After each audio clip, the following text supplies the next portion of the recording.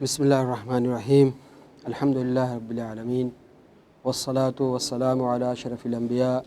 وسید المرسلین وعلی آلہ وصحبہ اجمعین اما بعد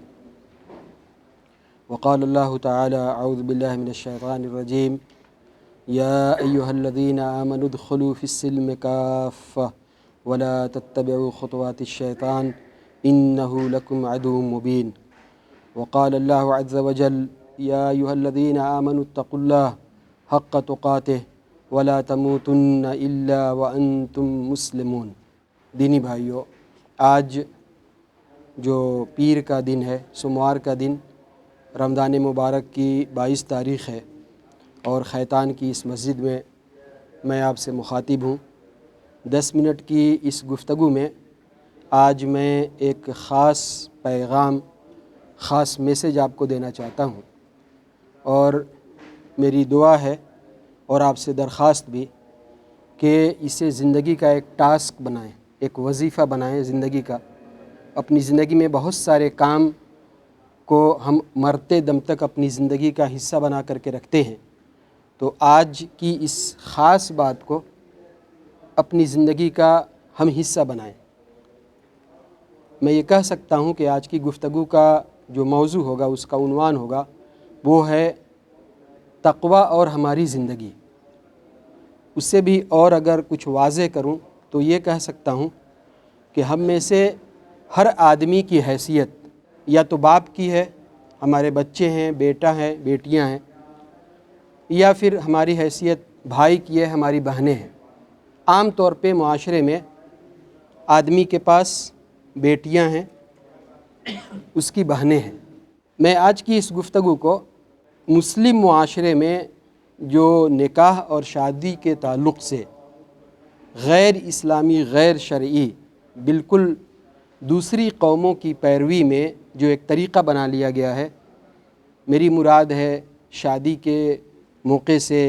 لڑکیوں سے یا لڑکی کے گارجین سے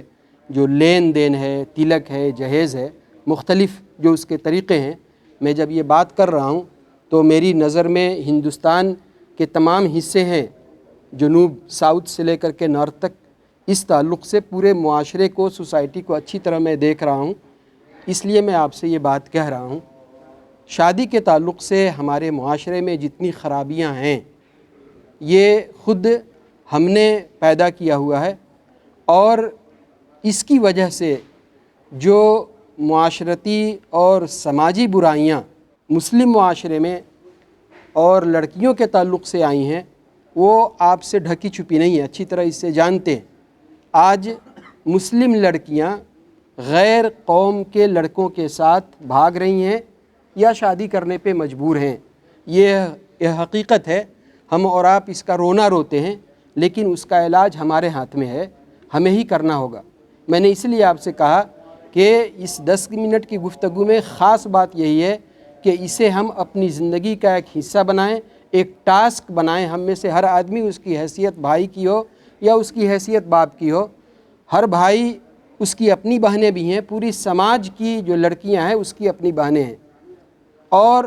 آپ کی بیٹیاں ہیں تو سماج کی جو بیٹیاں ہیں آپ کی بیٹیاں ہیں۔ مسلمانوں کا حال یہ ہے کہ اس تعلق سے صرف روتے ہیں، لیکن یہ ایک ایسا پیچیدہ مسئلہ ہے کہ اس کے اندر ایسی پریشانی نہیں ہے کہ اسے کرنے کے لیے ہمیں کسی اقتدار کی، کسی حکومت کی، کسی لا اینڈ آرڈر کی ضرورت ہو، نہیں،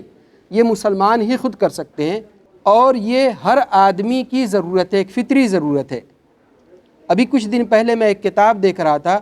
بڑی اچھی کتاب ہے، شیخ رشید رضا مصری جو مصر کے بڑے عالم ہیں، ان کے بہت سے مقالات اور مضامین کا مجموعہ ہے، اور کچھ اس میں اس تعلق سے مستقل طور پہ انہوں نے لکھا ہے۔ اس کتاب کا نام ہے الوحی المحمدی، محمد صلی اللہ علیہ وسلم پہ جو دین اتارا گیا، یہ جو وحی ہے، کتاب ہے، دین اسلام وحی ہے، تو اس تعلق سے وہ بات ہے۔ اس میں جو اصل بات میں کہنا چاہتا ہوں موضوع سے متعلق وہ یہ ہے کہ اس کے اندر انہوں نے قرآن مجید اور اس کی تعلیمات کے جو مقصد ہیں، اس کے جو مقاصد ہیں، کس لیے اللہ تعالیٰ نے قرآن مجید کو اتارا ہے، ان مقاصد میں سے بیان کرتے ہوئے ایک 9 نمبر کا مقصد انہوں نے بیان کیا ہے عورت کی تعظیم، عورت کی تکریم، عورت کو مقام دینا جو اسلام نے دیا ہے، ظاہر ہے کہ اس گفتگو میں وہ تفصیل نہیں آ سکتی آپ کے سامنے، لیکن اصل جو پوائنٹ ہے وہ یہ ہے کہ دنیا میں جتنی بھی تہذیبیں، جتنی بھی قومیں ہیں، ان میں عورت کو وہ مقام کبھی نہیں دیا گیا جو مقام دین اسلام نے عورت کو دیا ہے۔ قرآن مجید کی سورہ ہے سورہ نساء کے نام سے، اور قرآن مجید نے مختلف انداز سے مختلف مقام پہ عورت کی عظمت کو، اس کے حقوق کو جو بیان کیا ہے، لیکن یہ اسلام نے دیا ہے۔ ہم بڑے فخر کے ساتھ بیان کرتے ہیں اس بات کو کہ اسلام نے اس کو یہ عظمت، یہ مقام، وہ مرتبہ دیا ہے، لیکن کیا مسلمانوں نے یہ دیا ہے؟ افسوس کے ساتھ ہمیں یہ ماننا پڑے گا کہ مسلم معاشرے میں، مسلم سماج میں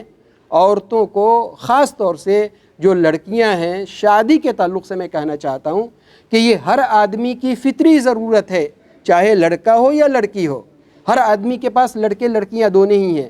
لیکن جو ہمارے معاشرے میں بر صغیر کے ممالک میں، تفصیل میں نہیں جا سکتے، لیکن پورے بر صغیر ممالک میں جو صورتحال ہے اس تعلق سے، اور اس کی وجہ سے جتنی خرابیاں آتی ہیں، ایک آدمی کے پاس اگر 4-5 بیٹیاں ہوں، 4-5 بہنیں ہوں، پوری زندگی بلکہ آخر وقت میں اس کی جو بھی کچھ بچی کچی ہوتی ہے وہ ساری چیز اس کی شادی میں ہی، بینک کے لون لینا، مکان تک بیچ دینا۔ اس کو حل کرنے کے لیے کسی حکومت کے بدلنے، کسی نئی حکومت کو لانے کی ضرورت نہیں ہے، کسی لا آرڈر کو لانے کی ضرورت نہیں ہے، یہ تقویٰ ہے۔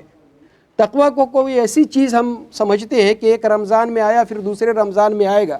قربانی کے موقع پہ اللہ نے اس کا مقصد بیان کیا ہے کہ تقویٰ قربانی کا مقصد ہے، روزے کا مقصد لعلکم تتقون ہے۔ یہ تقویٰ بہت ہی آسان چیز ہے جو زندگی میں آ جائے۔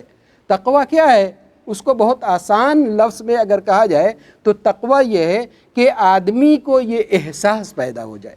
اس کو یہ خیال پیدا ہو جائے کہ ہم جو اپنی زندگی گزار رہے ہیں یہ جواب دہی کی زندگی ہے، ذمہ داری کی زندگی ہے، ایک ایک وقت کا حساب اللہ کے ہاں دینا ہے۔ تقویٰ میں صرف ایک ڈر ہی کی بات نہیں ہے، یہ ہے کہ اللہ نے جو پابندیاں عائد کی ہیں، جو اللہ نے حدیں مقرر کی ہیں، ان کا خیال کر کے، ان کا پاس و لحاظ کر کے اپنی زندگی کو گزارنا ہے، یہ تقویٰ ہے۔ ایک آدمی وہ ہے جو بے شعوری کی زندگی گزارتا ہے، جس طرح سے اس کا قدم اٹھ جائے ادھر چل لیتا ہے۔ دوسرا آدمی ہے کہ نہیں، وہ ایک ایک قدم کو پھونک پھونک کر کے اٹھاتا ہے اور پھونک پر کے اپنا قدم رکھتا ہے، یہ تقویٰ کا احساس ہے۔ یہی وہ بات ہے جو عمر بن خطاب رضی اللہ تعالیٰ عنہ کو ابی بن کعب، بڑے جلیل القدر صحابی ہیں، انہوں نے بتایا تمثیل کے ذریعے، مثال دے کر کے کہا کہ تقویٰ یہ ہے کہ آپ سمجھو ایک ایسے راستے سے گزر رہے ہیں کہ وہ جھاڑی ہے اور اس کے دونوں طرف سے کانٹے ہی کانٹے ہوں، آپ کیسے گزریں گے؟ ظاہر آدمی کے پاس جو کپڑے ہیں اس کو سمیٹ کر کے اور بچا کر کے ایسا گزرے گا کہ پھنس نہ جائے، لیکن راستہ بھی وہی ہے، چلنا ہی ہوگا۔ تقویٰ کی یہی بات ہے، کوئی تقویٰ کوئی ایسی خاص چیز نہیں ہے کہ خاص لوگوں کو ہی کہ ملے اور اس کا کوئی خاص لباس ہو اس کو پہن لے، ایسا نہیں ہے۔ تقویٰ چلتی پھرتی زندگی ہے، اور اس میں ہمیں اللہ کے احساس، اس کی یاد کی کیفیت کے ساتھ اپنی زندگی گزارنا ہے۔ آپ اس تعلق سے، بات تو بڑی ہے، اس تعلق سے سوچ کر کے دیکھیں کہ مسلم معاشرے میں جو لڑکیوں کی شادی کا معاملہ ہے یہ ملی مسئلہ ہے، اس کی جو سماجی خرابیاں ہیں بے شمار ہیں۔ آج جو اسلام اور مسلم دشمن طاقتیں ہیں انہوں نے اس کو ایک بڑا ہتھیار بنا کے رکھا ہے ہمارے سماج کے خلاف، اور آج مسلم سماج سے جہاں دین سے دوری ہے اس کی وجہ سے اچھی خاصی لڑکیاں کالجوں سے، یونیورسٹیوں سے ان کے ہاتھ چڑھ رہی ہیں۔ مسلمانوں کو اس کا احساس نہیں ہے، اس کا ہمیں خیال کرنا ہوگا۔ یہ کوئی ایسا مسئلہ نہیں ہے کہ سماج میں کچھ لوگوں کے ساتھ اس کا تعلق ہے، باقی لوگوں کے ساتھ اس کا تعلق نہیں ہے۔ ہر آدمی اس چیز سے دوچار ہے۔ کسی بھی ملک میں آپ دیکھیں، اپنے بر صغیر میں، عرب ملکوں میں کیا ہے، لیکن یہ عورت کی تکریم، اس کی عظمت، اس کے مقام کے خلاف بات ہے۔ ایک باپ اپنی بیٹی کی شادی کرنے کے لیے پوری زندگی کی دولت کسی کو دیتا ہے، اور پھر اس کے لیے اس کے پاس اپنے بینک بیلنس، دولت، وہ ساری چیزیں بھی دے، خریدنا ہے گویا کہ۔ لیکن اسلام نے بیٹیوں کو کیا مقام دیا، لڑکیوں کو کیا مقام دیا ہے؟ سارے اخراجات شادی کرنے والے لڑکے ہی کو خود کرنا ہے، لڑکی کو ایک پیسے کا خرچ نہیں کرنا ہے۔ لیکن آج ہمارے ہاں اس ہندوانی معاشرے میں اس کو ایک دوسرے پہلو سے، جو یہ آخری پوائنٹ ہوگا، دعوت کے لحاظ سے سوچیں۔ اگر مسلمانوں نے ایمانداری کے ساتھ دعوت کے جذبے سے صرف ایک کام شادی اور بیاہ کو اسلامی بنا لیا، اسلام 50% پھیل جائے گا، چونکہ دوسری قومیں بھی اس سے پریشان ہیں شادی کو لے کر کے۔ وہ دیکھیں گے کہ یہ مسلمان ان کا کیسا آئیڈیل ہے، لیکن ہمارا آئیڈیل اسلام تو کتابوں میں بند ہے، مسجدوں میں بند ہے، سماج اور سوسائٹی میں کہاں ہے؟ خالی ہے، ہم صرف دعویٰ کرتے ہیں۔ تو یہ ایک میسج ہے، ہم میں سے ہر آدمی اس کی حیثیت چاہے باپ کی ہو یا بھائی کی ہو، زندگی کا ایک مشن بنائے کہ ہم جہاں جس سماج، جس سوسائٹی میں، جس اسٹیٹ میں رہتے ہیں، ہم اس پہ کام کریں گے۔ حیدرآباد میں کچھ لوگ ہیں بہت اچھا اس پہ کام کرتے ہیں، میں ڈیٹیل نہیں بتانا نہیں جا سکتے، وقت نہیں ہے، لیکن ایک مشن بنائیں۔ ایک آخری بات نبی صلی اللہ علیہ وسلم نے کہا، السعی علی الارملۃ والمساکین، ایک ایسا آدمی جو بیوہ، مسکین، یتیموں کے لیے جد و جہد کرتا ہے، تگ و دو کرتا ہے، کوشش کرتا ہے، اس کی مثال ایسی ہے جیسے وہ اللہ کی راہ میں لڑ رہا ہو، یا دن میں روزہ رکھتا ہو اور رات میں وہ شب بیداری کرتا ہو، قیام اللیل کرتا ہو۔ یہ آج غریبوں اور مسکینوں اور ان کی بیٹیوں جو مجبوری کی وجہ سے